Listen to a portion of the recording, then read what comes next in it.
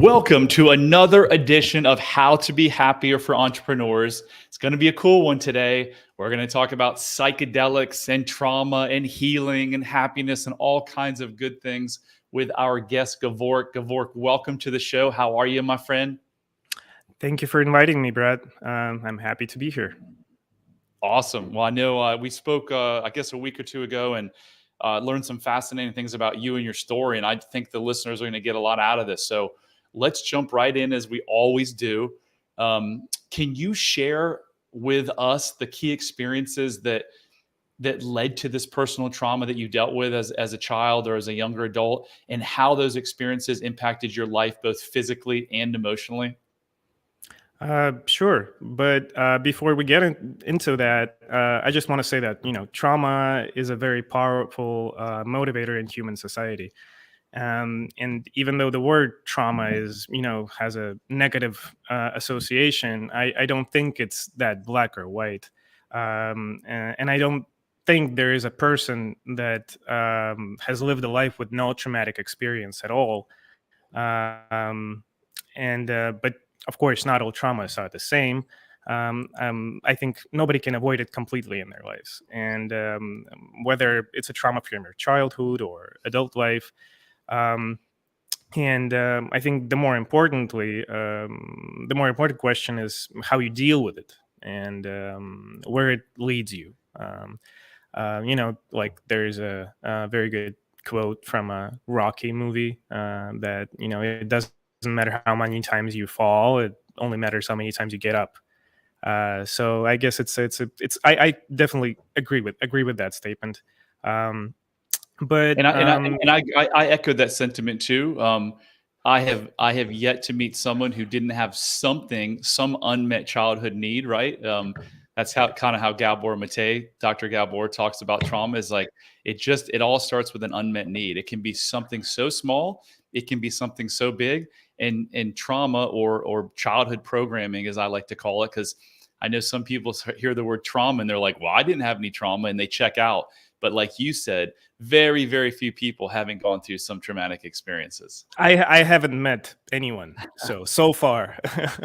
So and it's not, I just don't want to like demonize the word, because there's such a huge potential in the word trauma as something bad, and a lot of people use it as basically as putting them as victim all the time.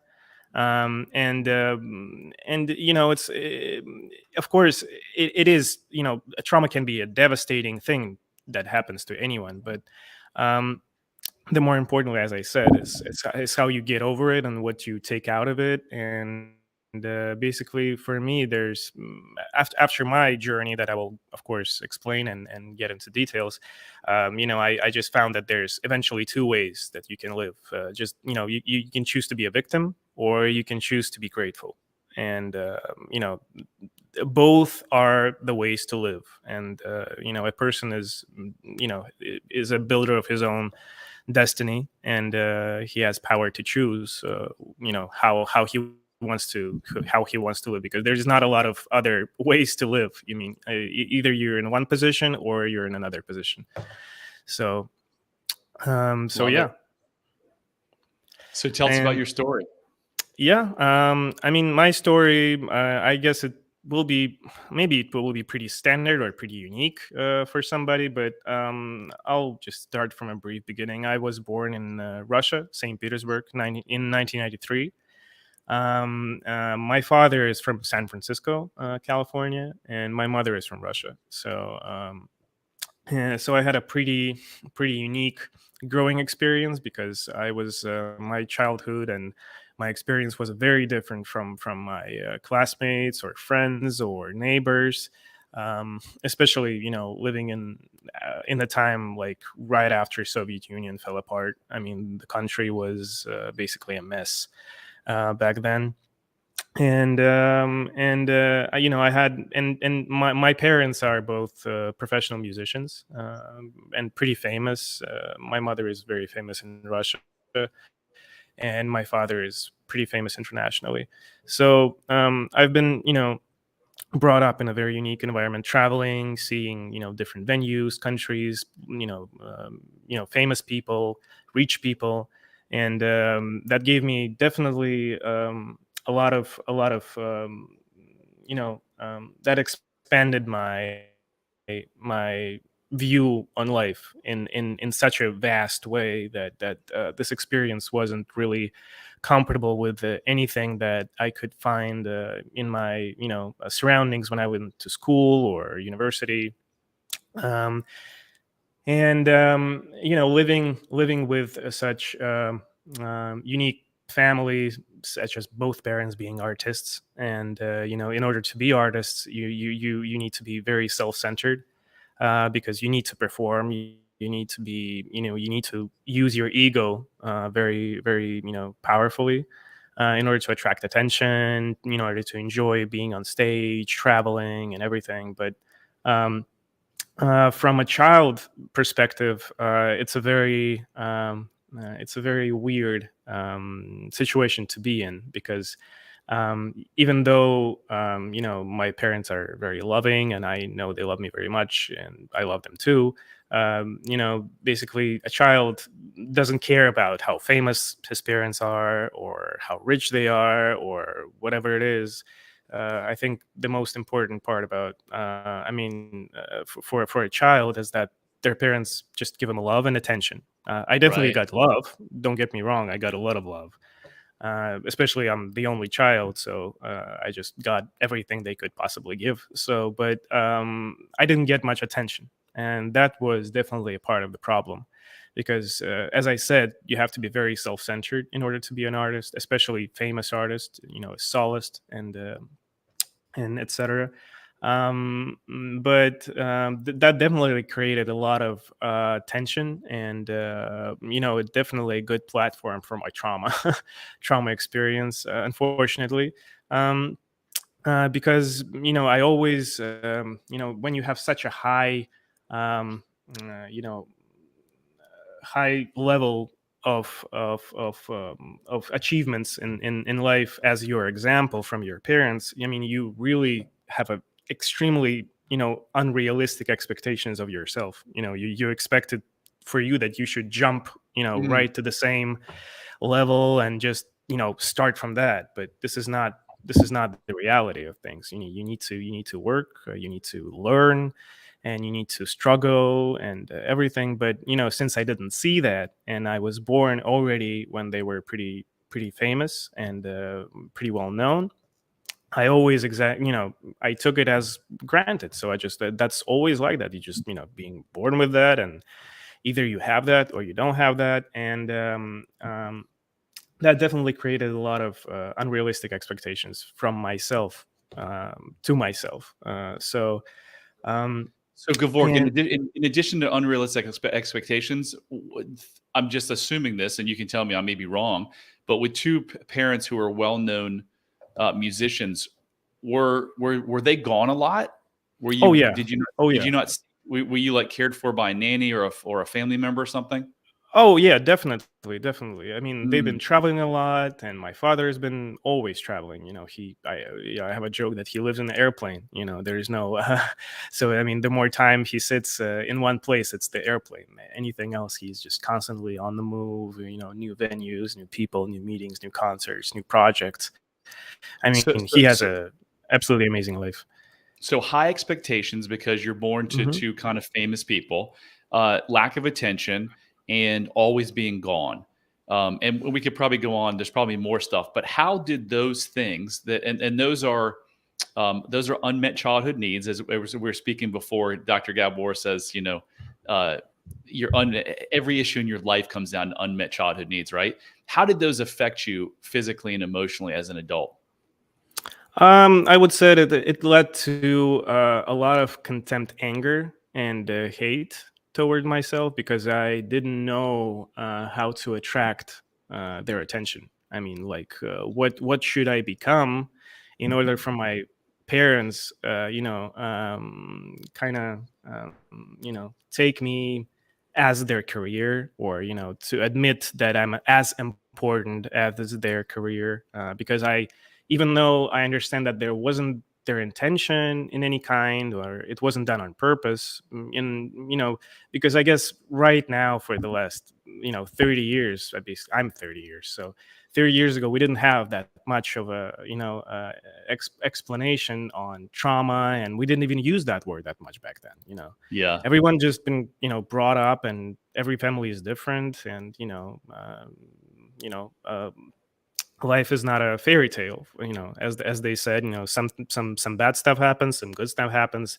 You don't choose your parents, and just the way it is. But now, with all the studying and everything, I mean, we realize that so much is being done when you're a kid. I mean, and while your brain develops and everything. So, in like a retrospective, of course, now I can definitely tell that this led to a lot of emotions that I couldn't get let out. And if you can't let out your emotions, and you can't express your anger, or your sadness, or whatever, it all backfires on you. And eventually it just builds up, builds up, builds up, and then it's just a matter of question how much your body will last until it breaks down. Because, as you remember, Gabor Mate, I'm a huge fan of him, by the way. He said, he even wrote a book about it, then when the body says no. And that's exactly what happened to me. I was just living my life, and trying to figure out everything. And eventually, at one point, just my body said no. And at the age of 20, I developed an autoimmune disease, which has absolutely flipped my life all over. And it set me on a absolutely amazing but very difficult journey. I can't recommend that to anyone, but speaking, in a retrospective, I'm definitely grateful for that experience, even though I wasn't for a very long time, of course.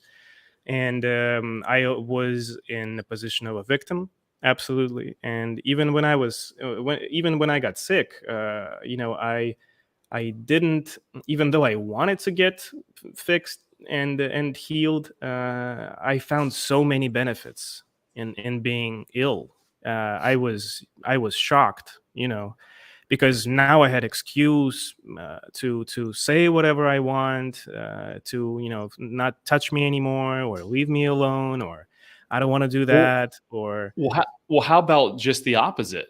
Did it not get you attention? oh yeah, absolutely. That's Did it exactly get what it gave me. That's and did exactly it what get it gave did me. it get did it get you attention from your parents? Oh yeah, 100%, 100%. Incredible. Absolutely, So absolutely. That's so exactly what I was desiring. Just incredible. I didn't find any other way of getting it. And basically, like, there's a Russian saying. I actually don't know how to translate it, but the rough translation is that, basically, in order to piss my parents, I will sit um, on a ground, like in a pi- in a water, in a bunch of water, dirty, and just crying, and they should see me and they should feel bad about me, like, but that's a very rough translation. But that's exactly what happened to me. It's just, I've been wanting them to pay attention on me so much that eventually I've decided, okay, I'll I'll go on a suicide mission to get attention, basically. And my body, I guess, followed that directive. Incredible, absolutely amazing. So the last podcast, Dr. Mark Mincola was on, and he has a book and a movie called The Way of Miracles. And he says that, because you said you hated yourself, he says the opposite of self-love is self-contempt. Self-contempt leads to dis-ease in the body, lack of ease, and dis-ease leads to disease. You are he wrote the book about you, right? Um, do you believe do you believe that your lack of attention and your parents being gone, and being born to fame and having these high expectations led to that autoimmune issue? Well, I mean, it's not that I want to blame my parents for my disease, but definitely, I mean, of course, all of these things contributed. I mean, I was living a bad, not healthy lifestyle. I wasn't eating properly. I wasn't sleeping properly. But I guess that's the case with all teenagers. We explore, we test our boundaries, and we do mistakes and dumb stuff. But yeah, I mean, of course, the way I was brought up and grown, I mean, definitely that was a big contribution to where I ended up, and pretty early. A lot of people develop these conditions much later in life, and I got it at the age of 20. Yeah. So if I'd have heard, if I'd have been listening to this podcast 5 years ago, I've been like, that guy, both of those guys on that podcast are crazy. Like, how could this guy's upbringing cause an autoimmune disease? And now I know through my research and my studies, it is possible, because there's 150 autoimmune diseases, and both Gabor and Mark Mincola believe that autoimmune issues are caused by inflammation and caused by unprocessed stress and trauma. And unfortunately, Western medicine, how many times have you been to a Western doctor where they asked you what's your stress level? And in the 10 years that you were trying to find answers, did any of the doctors ever say, well, tell us about your stress, tell us about your unresolved childhood trauma? Well, it's a very difficult thing to realize how much stress you have in life. I mean, the only way to actually realize how stressed you are is to become unstressed very fast. At least for a brief period of time. So, like when you can actually breathe, with your full lungs, and realize that you've been actually breathing just 10% of it Wow. all the time, and that's why this question is not, helping in for a lot of people, because they don't even know like what's not being stressed like. Mm. They've been born, they've been brought up and raised and everything, and they're like, and the doctors ask them like, how stressed are you? And he's like, well, I mean, not more than usual, but like, what's usual and what's normal and what's high and Interesting. what's low? It's a very, difficult question to answer. And this I the first time I realized that I'm actually under a huge amount of stress, it wasn't even when I got sick. I didn't I thought I was okay, but then just one time, I took an antibiotic because of the other thing, and my digestive system just shut down and started bleeding and Wow. ulcers, and I mean, it was a surprise. It wasn't like a long, slowly, ongoing thing. It was very rapid and out of basically nowhere. And the first time I realized how stressed I am and um, how uptight I am was when I tried marijuana. I've traveled to United States probably at the age of 23 or 22, probably like that. I've been very sick for 2 years, and I was in the hospitals. I was on steroids, on different medications, and I mean, nothing really helped. And I just was just, barely surviving, constantly losing blood and become anemic and everything. Wow. And then, I just got here, and somebody just, proposed to just smoke a joint, and I said like, why not? And I did. Hell. And I was so shocked by like how relaxed I got and how my symptoms went away. I mean, Wow. I after I've tried weed and smoked it, a couple of times a week, in 2 weeks I was in a complete remission. Wow. When no other medication at that point, that was 10 years ago, did really help me. Of And why course, do I you think didn't. that? Why do you think that was? Both. It worked as, it stopped. First of all, it's a great anti-inflammatory thing, and it calms down your stomach. So when you have Crohn's disease, such as I do, it's you have constantly cramps in your stomach, spasms and everything, and this just, switched it off. It got me relaxed on my, physically, so my body got relaxed, and it actually relaxed my mind. So I went to sleep, I slept Mhm. properly, I just stopped for a moment. First time in my life, I just stopped and had a time to think and actually realize how uptight I am, and what is being relaxed means. Actually, the first time, probably. So that was a huge revelation for me, and I was so surprised, and I couldn't even believe that, because I tried so many medications, and now just a couple of joints, got me into remission. And it feels like, even me telling it now sounds ridiculous. But I started to read, and I saw that cannabis is being used in the United started to being used back then in the United States for different autoimmune conditions and Crohn's disease, especially. And that was very surprising for me, because I didn't quite understand anything about it, and I just started learning and reading doctors' reviews and how cannabis works, and eventually that's what got me into the psychedelic space. So that was. So tell us about that. Obviously, you had a big breakthrough with a non-traditional drug, and you're like, "Whoa! If this works, let me look into other things." So you tell us about the next step you took and how that's transpired over the last however many years. Yeah, absolutely. So I've started to learn more about cannabis. I got so fascinated by it that I've decided to join the marijuana cannabis industry in 2018, when it got legalized in California for recreational use. So I went and started to work at different companies and etc. And then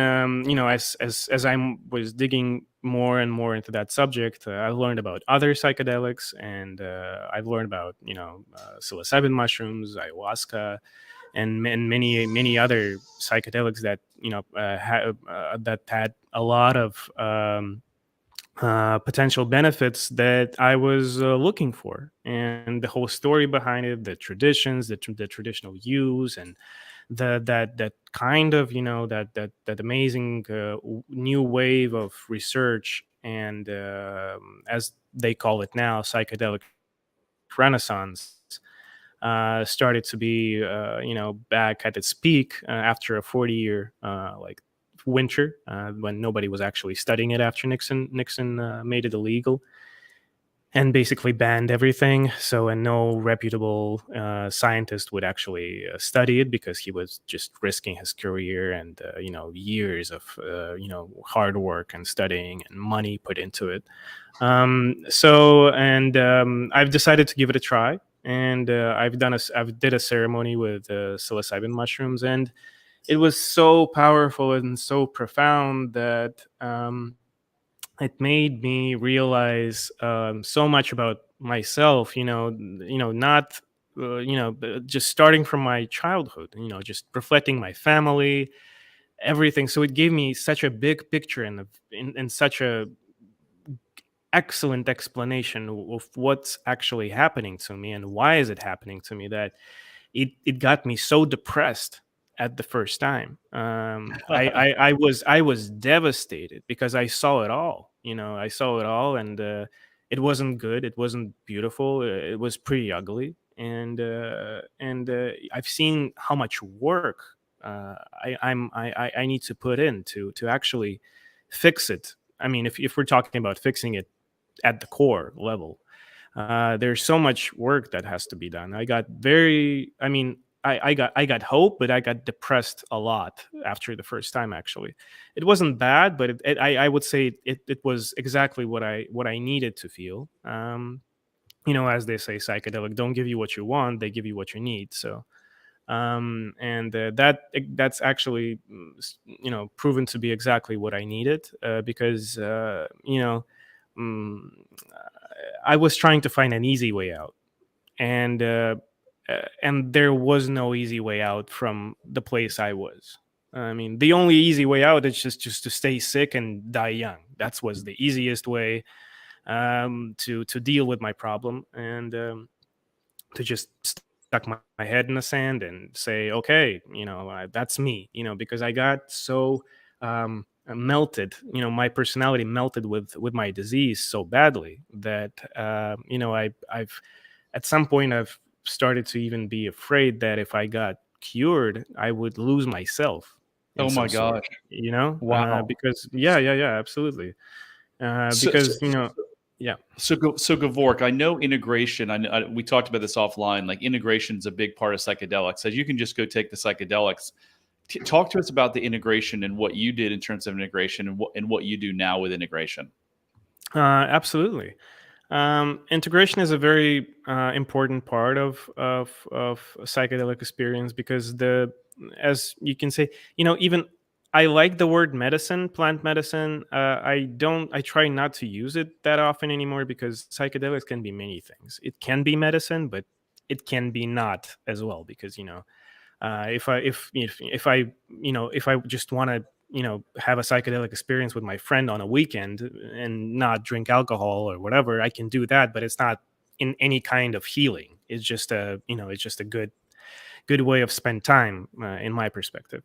But it definitely can be a medicine. It definitely worked like that for me, and integration plays a crucial role in psychedelics, because the healing actually comes from integration. Like, the actual experience is just showing you the way, but Mm, integration is walking that way. And that's very important part, because a lot of people, they get this psychedelic experience and they realize everything, but as soon as the psychedelic experience is gone, they kind of got back on the old track and just continue do what they do, because just the routine sucks them in, and that's it. But if you actually integrate your experience with therapist, with coach, with guru, with books, with some strategy you have, it will have a 10x benefit, or maybe even a 100x benefit, compared to no integration at all. So integration, basically taking what you learned when you got quote slapped in the face or whatever you used, and you had that depressed state because you're like, wow, it was pretty ugly. It's actually then taking that and processing and working through it so that you can get that reconnection with yourself. Is that right? Oh, absolutely. 100%. 100%. So Gevork, what do you do now? How I know this is kind of your life, right? What do you do to help people through some of the similar things that you dealt with? Um, Sorry, it was breaking up. Can you repeat that, please? Sure. Well, what you now you've dedicated your life to this, I understand. So, what do you do to help people heal now? Oh, absolutely. And as we were talking about trauma and its impact on people's life, my trauma definitely had an impact on me finding my purpose in my life. And for that, I'm incredibly grateful for whatever happened to me. I can't recommend it to anyone because it's tough, and it wasn't nice in any case. But it gave me such a powerful motivation, and so much knowledge about different tools and methods, how one can improve his own life. Because I've come to a realization that so many people are moving and going through their life, working, making careers, building companies, earning billions, having families, and whatever else they do. But and they can do it with bad health. They can do it. I mean, but just imagine how much better will you perform if you're in your prime condition. And that just got me a very huge motivation to actually help other people, with my experience and the tools that have helped me, because I see such a terrible situation with all the mental health crisis and opioid crisis in United States. I live in San Francisco. You can just walk on the street and see how people can end up if they lose their sanity, or they got just some mental diseases. Because you can have everything. You can have money, power, whatever. But if you're not healthy, especially in your mind, if your mind is not healthy, you can lose everything with such an ease, that it's crucially important to have any tools at your disposal, that you can use to make your life better, and easier, and just more beautiful.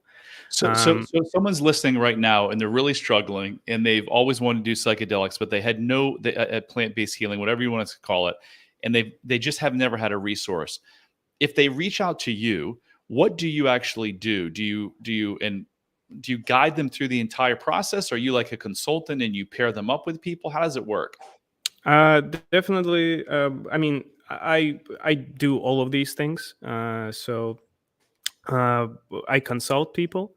I explain how it works from mostly from non-spiritual approach, because I like more scientific approach than spiritual. And I explain the biochemistry of that, how it works, why does it have these effects, how what to expect, who is actually who's a good candidate to actually for these things, because as anything, not everything is for everybody. I think it's very important for people to have easy to understand knowledge of how these things works, because plant medicine has been with us for centuries, for thousands of years, back into history, even when we didn't even know what molecules are, like what receptors in the brain it attaches to, and etc. But there's so many evidence from the history that it's been used in many different countries and many different cultures, dating back like as far as 5000 BC.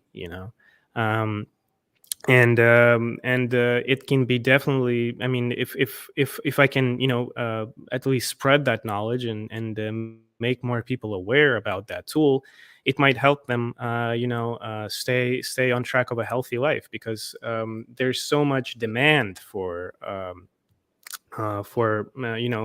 mental health right now, and definitely the medical system that we have here or anywhere in the world is not capable of managing and helping them as fast and rapidly. And everyone has a different approach, and there is no standard in treating mental diseases. You can go to one country, it's one approach. You can go to another country, it's a different approach.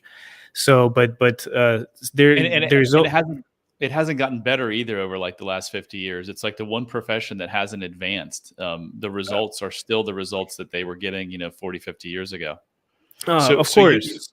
so you'll shepherd someone through the entire, like, depending on what they want, you can take them all the way from A to Z in this process. Yes, absolutely. Okay. What's the best way if someone's interested in contacting you? What's the best way to get in touch with you? You can email. That's probably going to be the best way to reach me. And what is your email? It's Gorbelian at gmail.com. So you can just find me there, and I'll always answer. I live in San Francisco, California, Bay Area. So if anyone local would be interested to get in touch, I'm happy. Or if I can be helpful on a distance, I'm happy to consult anyone in the United States or in the world who's watching this podcast. So, Gevork, as we close, what did I not ask you, or what do you think is the most important thing for folks to know about psychedelics and healing and happiness? I think we didn't catch the like a lifestyle habits, which is a very important topic. Because diet plays a crucial role, is how you sleep, and because psychedelics is a great tool of understanding where to go, but then you need also tools on while you're going, and how to be properly managing your day, and meditation practices, healthy sleep, healthy diet. And what is healthy diet? Because there's no universal healthy diet for anyone, so it's also important, it has to be very tailored to each one needs.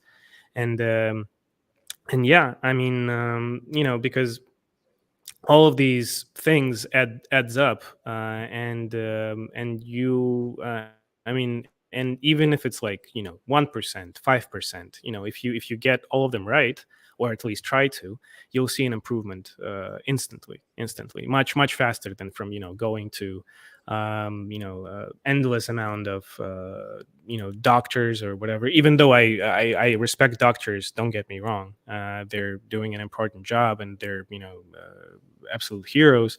but there's so much that they can't control, and they don't want to spend their time explaining to people, because people will not kind of follow the guidelines. And if you go to the doctor and you ask him for help and he said, okay, just fix your diet and get a good sleep, and people don't do that, then they just say it's a bad doctor. He didn't help me, he didn't give me any helpful advice, but actually he did, but he can't control it. So it's much easier to prescribe you a pill, or get you on some sort of treatment or medication or whatever, because that's something they can do to actually make you say, okay, that's kind of working. But if you know, I mean, the more educated yourself about your own body practices and just the mindfulness, the better it's going to be for anyone, and it's going to be much easier for doctors to help you. Right.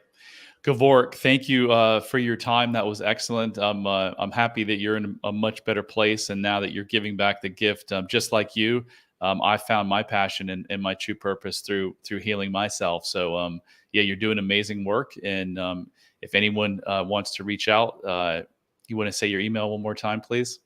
Sure, absolutely. It's Gorbelian @gmail.com. So it's the first letter of my first name and my last name, basically. So. And guys, as we close, I'm trying to help 1 million people find freedom and happiness through reversing these childhood beliefs. So I need your help. So if you like this show, if you like this content, please do me a favor. Just take 30 seconds, a minute, 2 minutes. Go rate the show. Go review it. Go share it. Whatever you can do to help me spread this message, to help make this world a better place. And that concludes another episode of How to Be Happier for Entrepreneurs. And remember, love heals all.